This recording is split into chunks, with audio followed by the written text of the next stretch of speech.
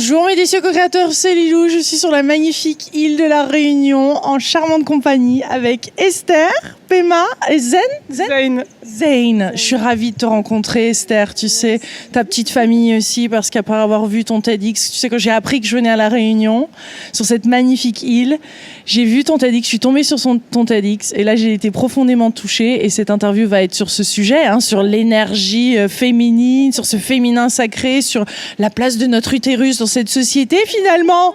C'est quand même quelque chose. Et puis là, ça y est, tu as donné naissance. Voilà. Il y a 5 mois maintenant. Wow. Donc, je dirais que cette énergie a vraiment connu sa grosse vague à sa naissance, même si c'était déjà présent avant. Mais voilà, là, c'était le moment de le manifester vraiment. Génial. Alors, dis-nous, comment tout ça est arrivé en fait dans ta vie ? Comment tu as réalisé à quel point c'était important pour la femme de se réaliser maintenant de nos jours ? Alors, je crois que c'était en vague de fond au départ, dès la première grossesse, avec la naissance de Pema. Ça s'est renouvelé avec la naissance du deuxième. Et là, vraiment, le troisième, c'était vraiment le moment où ça me disait maintenant, il faut le partager. Il faut le partager. Donc, j'ai fait des rencontres aussi sur mon chemin avec d'autres personnes qui m'ont accompagnée pour vraiment le révéler. Et j'avais un peu une timidité en me disant il y a plein d'autres femmes qui font ça, qui sont magnifiques, qui ont un parcours. Et puis je me suis rendu compte que mon expérience personnelle, c'était aussi mon parcours. Que j'ai fait des accouchements, mes enfants, je les ai accouchés à domicile. J'ai gagné beaucoup de confiance dans la grossesse au naturel. J'ai pu toucher vraiment ce que c'était d'abord l'énergie de la femme mère. Et puis, avec ma fille, j'ai découvert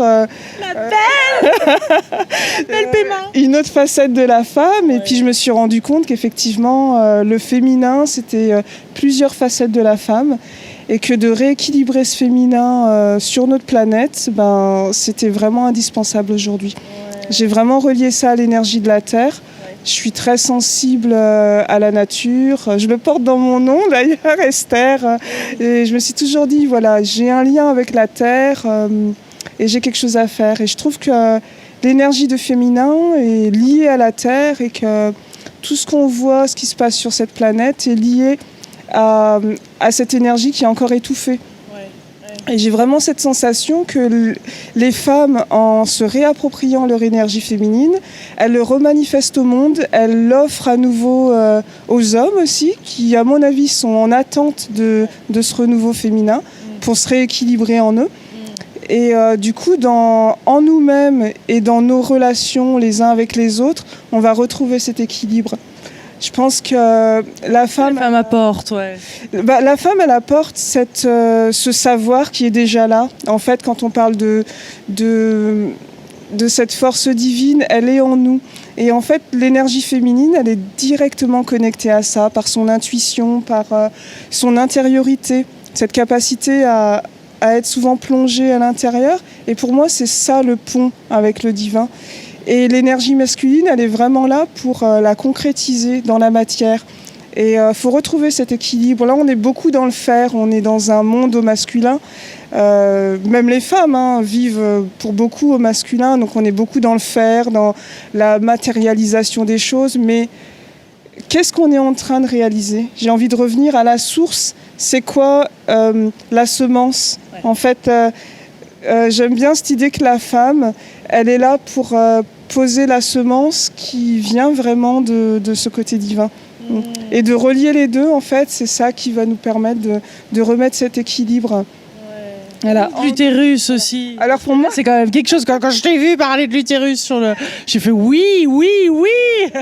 Alors c'est marrant parce que c'est vrai qu'avant d'avoir fait ce parcours avec d'autres femmes, j'entendais utérus, mais pour moi-même, c'était mon bébé, il s'est développé dans l'utérus et j'avais pas réalisé l'étendue de ce que c'était, en fait, cet espace. Et en fait, que c'était vraiment un espace sacré qu'on portait à l'intérieur de nous.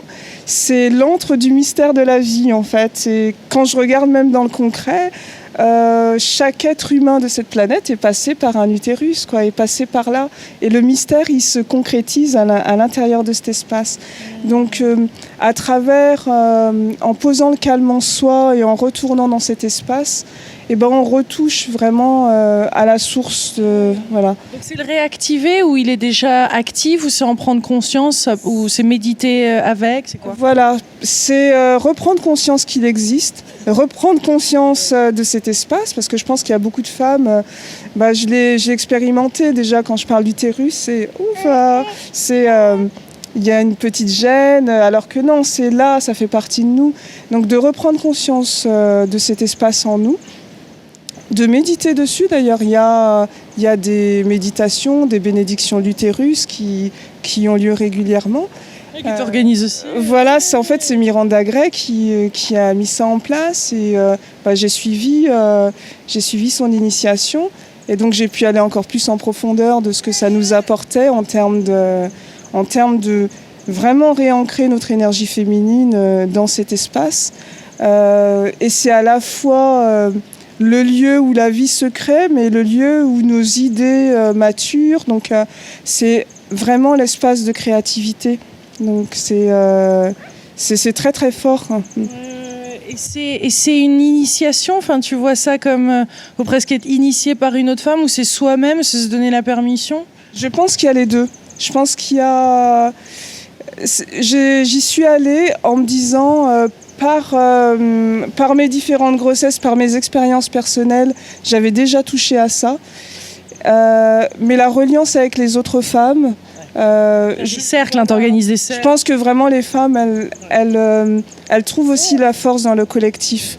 Et que chaque femme porte quelque chose qui lui est propre.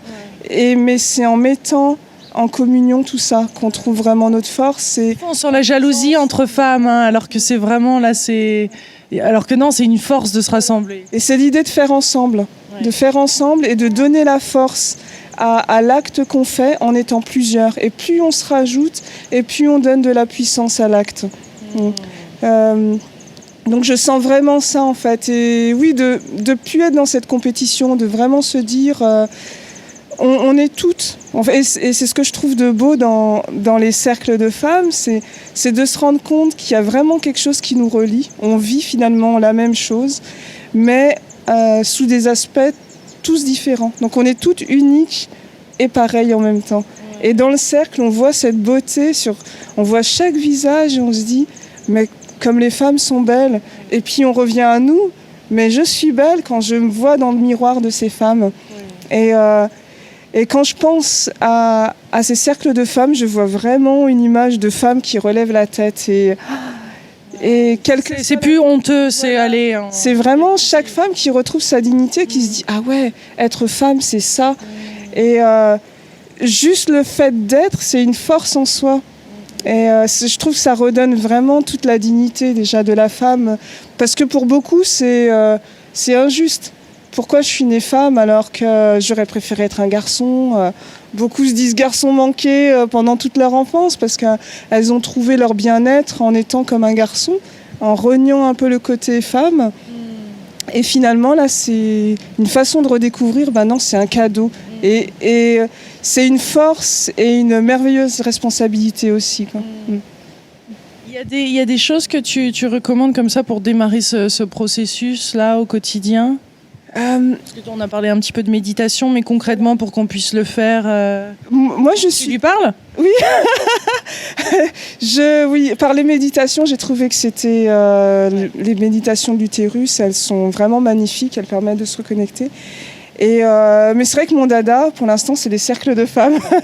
Je trouve que c'est tellement beau et tellement fort, et en même temps quelque chose qui est très lié à la vie de tous les jours. Moi, j'aime bien les choses comme ça, où on n'est pas juste dans un espace où on se dit on va faire du spirituel ou quoi que ce soit. J'aime bien, on est ancré, et quand on est dans le cercle de femmes, on rencontre des femmes qu'on rencontre aussi tous les jours. On va parler de choses très concrètes qui nous touchent tous les jours. Et c'est tout de suite utile dans notre cheminement au jour le jour. Et en même temps, il y a une magie qui s'opère parce qu'on se voit grandir au fur et à mesure des cercles. Ils sont beaux tous les deux. Oui, c'est ça. Et grandir et se connecter entre nous comme ça, créer, comme tu dis, cette force.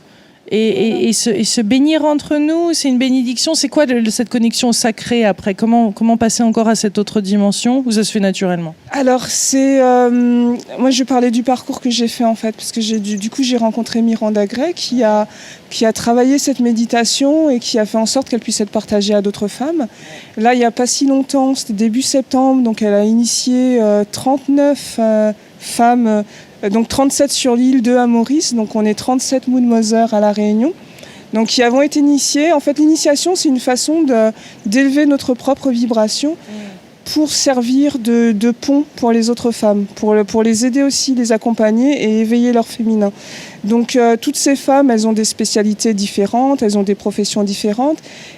Et par l'initiation de la bénédiction et du soin de l'utérus, elles vont pouvoir compléter leur parcours en apportant quelque chose de complémentaire aux femmes. Moi, par exemple, je travaille plutôt sur le domaine de la santé et de l'alimentation. Mais c'est vrai qu'il y a quelques temps, de plus en plus, je demandais aux femmes où vous en êtes de votre féminité.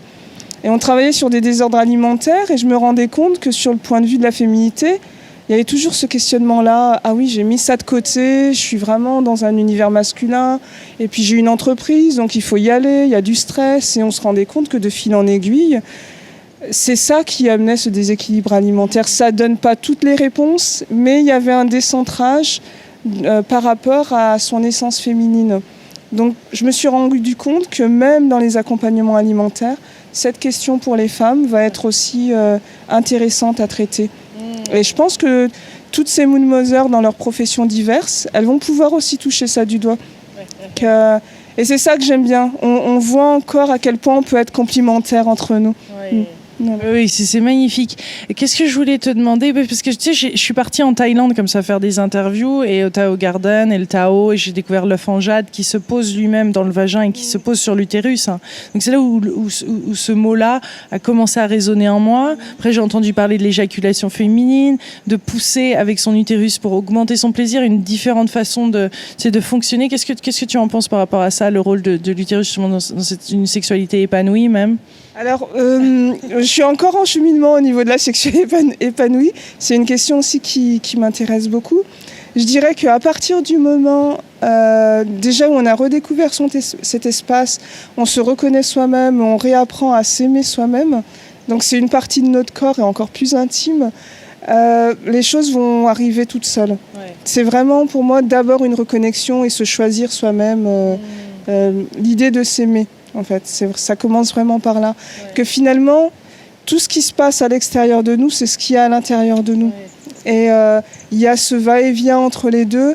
Ce qu'on voit à l'extérieur de nous, en fait, nous informe de qui on est, de comment on est, d'où on en est. Et ça, c'est intéressant. Après, l'utilisation vraiment de l'utérus, pour l'instant, moi, ce qui me plaît dans cette idée, c'est... parce que la question m'est souvent venue pour des femmes qui, par exemple, n'avaient pas envie d'avoir d'enfants ou ne pouvaient pas en avoir. Elles se posaient la question, du coup, qu'est-ce que j'en fais, même si j'ai des problèmes à mon utérus. Et je me rendais compte que même tout ce qui était abstrait, c'est-à-dire les idées, les projets, l'utérus, c'est vraiment l'espace pour créer tout ça. Donc c'est la créativité, créer, c'est donner la vie à un enfant, mais c'est donner la vie à des projets, donner la vie à plein de choses, quoi. Et d'être dans cette acceptation aussi, parce qu'il y a ça aussi dans la féminité, dans ce féminin sacré, il y a cette danse. Il y a d'accueillir le mouvement, en fait, de prendre conscience qu'on est dans un mouvement dans notre état d'être aussi, qu'on change. Et justement, c'est ce que dit Miranda Gray, c'est qu'une femme, c'en est 4. On est comme la lune, on a des cycles différents. Et de reconnaître ça, de reconnaître que notre humeur change, de reconnaître qu'à chaque phase, on a des dons qui nous sont offerts pour évoluer dans la vie. De reprendre conscience de ça, de reprendre conscience et de s'harmoniser avec notre cycle menstruel. Quand je vois toutes les jeunes filles aujourd'hui qui n'ont plus envie d'avoir de règles, qui ont envie de prendre la pilule juste pour être tranquille, alors que c'est un cadeau et qu'avec ça, elles découvrent, elles s'ouvrent en fait à leur pouvoir de femme. j'ai envie que sur l'île, en fait, d'investir là-dedans, de toutes ces jeunes filles qu'elles rentrent dans la féminité, dans cette vie de femme, en célébrant ça. En se disant, ça y est, aujourd'hui j'ai mes premières lunes, je deviens une femme avec les yeux qui brillent, en se disant ça va être magnifique. Et pas juste, zut, ça va être chiant de mettre des serviettes, des tampons, alors que non, c'est pas ça, quoi. C'est pas ça. Donc c'est chouette cette vision que tu as pour l'île, hein. Tu peux nous en parler un peu plus? Qu'est-ce que tu imagines? Je suis à ton appel là, parce que là on est quand même avec toutes les Réunionnaises. Alors, j'ai été amoureuse de l'île depuis le début, d'abord pour sa terre, les forêts, la nature. Donc, je me suis beaucoup investie d'abord dans la nature à La Réunion. Et puis, au niveau du peuple réunionnais, ça me touche beaucoup parce que moi, je suis un peu entre les deux. Je suis née en métropole, j'ai des origines africaines et je me retrouve à La Réunion avec ce mélange et j'ai vraiment envie d'accompagner les Réunionnais dans le retour à leurs racines, de pouvoir vraiment accueillir leurs racines et se déployer. Je vois vraiment ça comme un arbre, le fait de retrouver ses racines, de bien les ancrer et là de pouvoir développer ses branches et donner des fruits, quoi. Tu es aussi très impliquée dans la nutrition, tu fais des magnifiques ateliers de cuisine. J'ai vu ça au sommet là, qui s'est passé ce week-end aux Salines. Voilà, donc mon credo, c'est vraiment promouvoir la consommation des fruits et légumes. Donc rajouter ça dans notre assiette quand on voit tous les possibles sur l'île en termes de fruits, de légumes, tout ce qui est encore à développer en termes de diversification. Je suis bien accompagnée, il faut dire. Mon compagnon, lui, est passionné d'arbres fruitiers, donc c'est vrai qu'on a vraiment envie de montrer que l'alimentation, déjà, sa base, quand on voit la pyramide alimentaire, c'est des fruits et légumes. Donc vraiment remettre ça dans notre assiette pour se sentir mieux. Et ça peut être fun et créatif et bon et délicieux, et c'est ce que tu enseignes. Hein. Voilà, que manger sain, c'est agréable, c'est convivial, c'est bon, ça a du goût. C'est pas quelque chose où on se dirait, je sors de chez le médecin, on m'a dit que je devais plus manger ça, et zut, maintenant, qu'est-ce que je vais manger ? Et limite avoir une dépression, quoi. Alors que finalement on se rend compte qu'avec du végétal on peut faire des très très belles assiettes. Et du soleil dans nos vies. Ça amène du soleil dans nos vies, même en métropole où là en ce moment il ne fait pas aussi chaud, n'est-ce pas? On est bien là à La Réunion. Bon, en tout cas merci Esther. Merci beaucoup. Un petit mot de la fin, Un petit mot de la fin, j'ai envie de dire... Tous les délicieux co-créateurs dans le monde entier, et à La Réunion bien sûr. Le mot que j'aime beaucoup dire et qui me porte beaucoup, c'est le rêve. J'ai envie de dire à chacun de réapprendre à rêver, de se rendre compte que nos rêves sont accessibles, mais commencer par rêver et ensuite réaliser nos rêves, vraiment. Magnifique. Avoir confiance en tout ça. Toi, t'as des beaux rêves? Est-ce que tu veux dire un petit mot à tous les délicieux co-créateurs? Faire un petit bisou? Oui. Au revoir, redire au revoir. Au revoir. Au revoir. Gros bisous, à bientôt. Il adore le micro, je crois qu'il va être intervieweur plus tard. Coucou. On vous embrasse très fort de la magnifique île de La Réunion où il y a énormément d'amour ici et une magnifique entraide et plein de belles choses qui sont en train de se passer. Si vous avez l'occasion de venir, venez. Très belle expérience. Oui, je t'aime. Bisous, bisous. Au revoir.